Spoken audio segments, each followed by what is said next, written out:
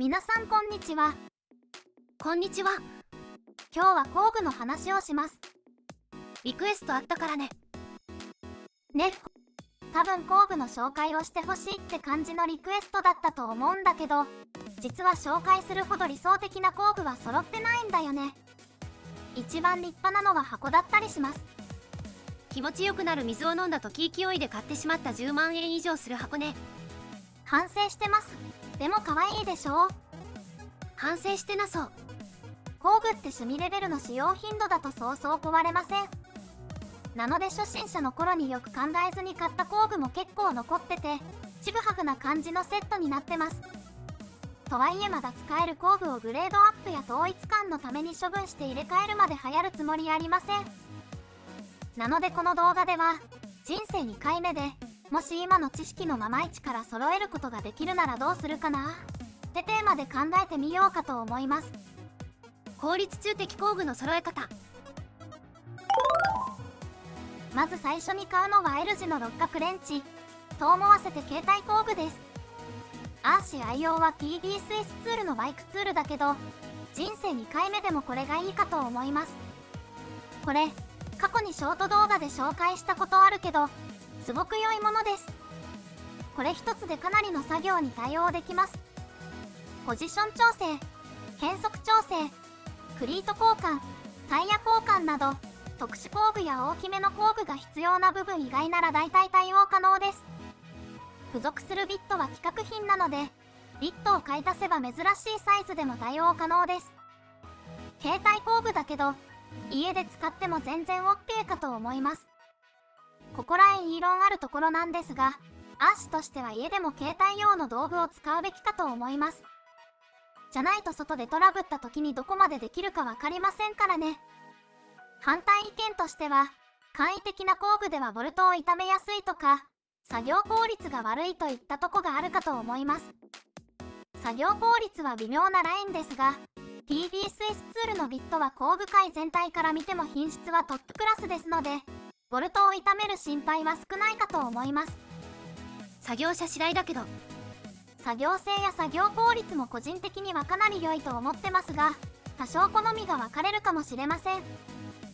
ライトに自転車趣味をやってくなら、これでできる作業だけして、あとは自転車屋にお任せで全然いいと思います。これなら工具箱すらいらないですね。タイヤレバーだけ評価が微妙なので、別に揃えてもいいかもです。パナレーサーのものが安くて使いやすいからおすすめです。値段度外視ならカンパニョーロのが使いやすいけどね。携帯工具の他に、一応 L 字のレンチも揃えるなら、アーシならボンダスのものを買うと思います。ボンダスは値段が中くらいなのに、高級工具と遜色ない品質だからかなりおすすめ。ボンダスの特徴はかなり寸法が大きめを狙って作られていることです。そのせいでたまに入らないボルトがあったりもするけど、自転車のボルトってなんかガバめのやつが多いから、このくらいの方がちょうど良いかもです。弱点はこの圧倒的な飾り気のなさですね。パッと見、組み立て家具のおまけレンチと大差ないですし、ホルダーも100均レベルに見えます。でも、ちゃんと見るとエッジの仕上げとかで、そこらの安物とは一線を画す精度を感じさせます。このホルダーの外観は単なる安物だけど、実は45度刻みでロックがかかって、勝手には抜けないけど、抜きたい時は軽く抜けるという、とても機能的なものです。また、ボンダス使ってると、そこらの高級品使ってるより玄人感が出るって特典もあります。くだらな。この飾り気のなさも使ってると愛おしく感じてきますね。ちなみに大サイズ以外でさっきのバイクツールじゃできなくて、L 字レンチならできるところを探したんだけど、うちにある自転車では、このレバーの位置調整の部分しか見つかりませんでした。じゃあいらなくない？そうかも。でも一箇所できないだけでだいぶ困るし。ところで、L 字六角レンチのセットを買うとき、最大サイズが 10mm のものが一般的です。でも 10mm も、その下の 8mm も自転車じゃあんま使いません。一部のクランクで使われている程度です。6mm になるとペダルやホイールの着脱でたまに使うようになり、それ以外のほとんどは 5mm 以下です。なのでセットで買う場合は 6mm か 5mm スタートが良いかと思います。大きいサイズはこの後でいうソケットレンチで揃えるのがおすすめです。さて、ここまでは比較的汎用的な工具ですが、もっと突っ込んでいじろうとすると自転車専用工具が必要になってきます。スプロケ、クランク、BD の着脱用などですね。沼の入り口。史実のアーシはこういう低価格の工具をとりあえず買ってます。多分大半の人がそうするかと思います。このとりあえず買った工具でも趣味レベルなら全然消耗しないので延々使ってるわけです。でもね、本当なら差し込み角 9.5mm のソケットレンチ用で揃えればよかったと思っています。差し込み角 9.5mm っていうのはこういうハンドルが使えるやつってことです。このタイプをおすすめする理由は3つあって、まず BD 系の工具でハンドル付きのものは長さが最低限って感じになっていて、シチュエーションによっては心細いです。最悪足で踏んだりするわけだけど、事故のもとなので状況に応じてハンドルを付け替える方が安全ですね。もう一つは単機能でハンドル付きだと工具箱の中でかさばって嫌です。ソケット式にすればコンパクトに収まります。さっき言った大きめサイズの六角もこっちで揃えればハンドルを共用できてスペース効率最高です。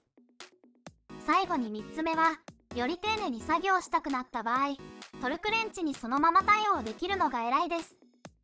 ペダルレンチの場合、ソケットレンチ用をおすすめするのは常識はずれすぎて大っぴらにはおすすめしにくいんだけど、ハンドル付きを買う場合でも長いのにしてほしいです。短いので良いことなんて1個もないからマジで。スプロケットリムーバーはさすがにソケットレンチ用はないと思うので、ハンドル付きを買うしかないですね。ところで足は11速までしか対応してないリムーバーをだまし13速まで使ってます。いい加減新しいの欲しいからおすすめ教えてほしいです。お前が聞くんかい。オフィシャルに13速まで対応しているツールがほぼないから何買えばいいかわかんないです。この先沼にはまるならトルクレンチとかワイヤーカッターとか揃えていくことになるんだけど、今回はここまでです。結論としては、アーシが一から工具を揃え直すならまず PB スイスのバイクツールを買って、次にボンダスの 5mm か 6mm スタートのレンチセット、そっから先は必要になり次第 9.5mm 差し込み角に対応する工具を順次揃えていくって感じで進めると思います。ところで、最近アッシュもアフィリエイトリンクつけられるようになったからこの動画にも多分つけてます。いらないもの買えとは言いませんが、もし買うならそのリンクから買ってもらえると活動費の足しになってアッシュが喜びます。小銭を稼ごうとするな。案件設けてないし、今後設けないと思うから、YouTube 活動は余裕の赤字だよ。撮影、研修機材とプラマイゼロくらいは目指してるので応援してくれると嬉しいです。それじゃ、今回はこの辺りで、バイバイ。バイバイ。